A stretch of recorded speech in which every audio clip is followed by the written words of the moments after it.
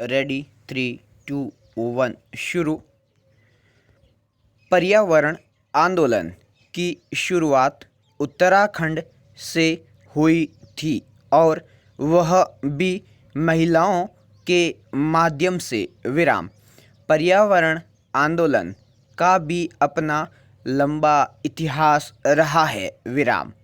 इस इतिहास पर गौर करें तो उत्तराखंड में पहला आंदोलन औपनिवेशिक काल के दौरान 1921 में हुआ।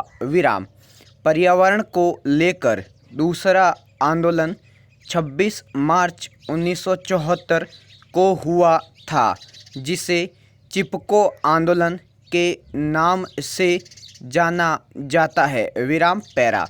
उत्तराखंड का ही चिपको आंदोलन दक्षिण में अपिको आंदोलन बना। इस तरह पर्यावरण संरक्षण को लेकर विरोध दर्ज करने में लोगों में सजगता आई। वनों के संरक्षण के साथ साथ महिलाओं के द्वारा 1990 में बीज बचाओ आंदोलन में भी सक्रिय रूप से भागीदारी दी गई। भले ही आंदोलन के अगुवा पुरुष रहे हों, बावजूद जमीनी स्तर पर इसे महिलाओं ने पोषित किया। इस अभियान के दौरान गांव-गांव जाकर परंपरागत बीज इकट्ठे किए गए, उन्हें गांव वालों को वितरित किया गया और उनको खेतों में जाकर बोया गया।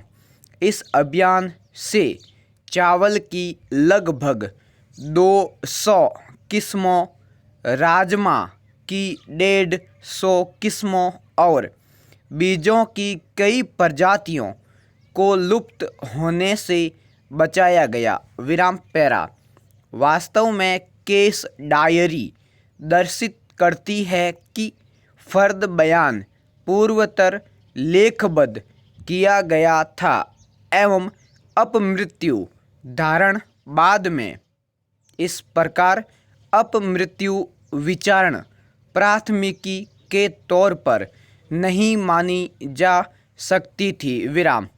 उसी तरह से दूरभाष की बातचीत भी प्राथमिकी के तौर पर नहीं मानी जा सकती है।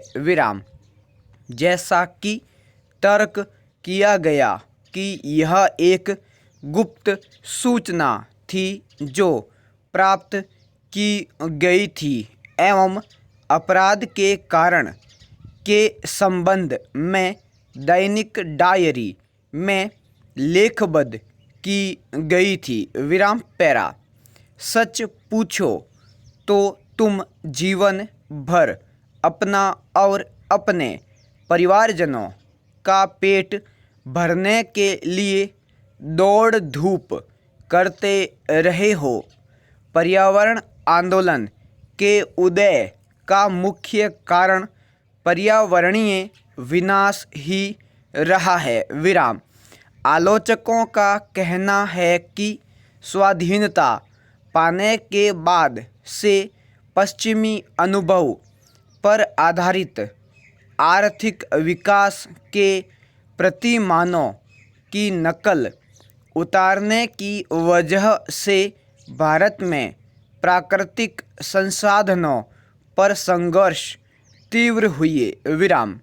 दूसरा, विकास योजनाओं का संसाधनों के सामाजिक पहलुओं से अनजान होना भी संसाधनों के शोषण और उस पर निर्भर लाखों ग्रामवासियों की बदहाली का कारण है। लेकिन वास्तविकता यह नहीं है।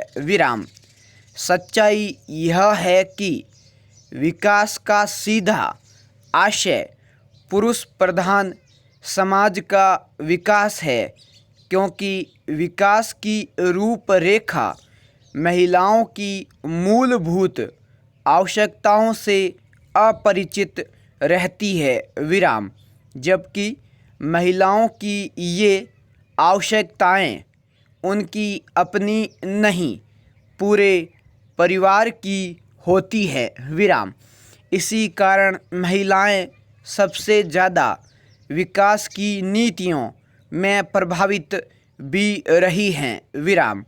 इतिहासकार रामचंद्र गुहा ने लिखा भी है कि पर्यावरण का विनाश साफ तौर पर हाशिए पर रह रही संस्कृतियों और पेशों जैसे आदिवासी, बंजारे, मछुआरे और कारीगरों पर सबसे बड़ा खतरा है, जो हमेशा से ही अपने अस्तित्व के लिए अपने आसपास की प्रकृति पर निर्भर रहे हैं विराम। लेकिन जैव ईंधन स्रोतों स्टॉप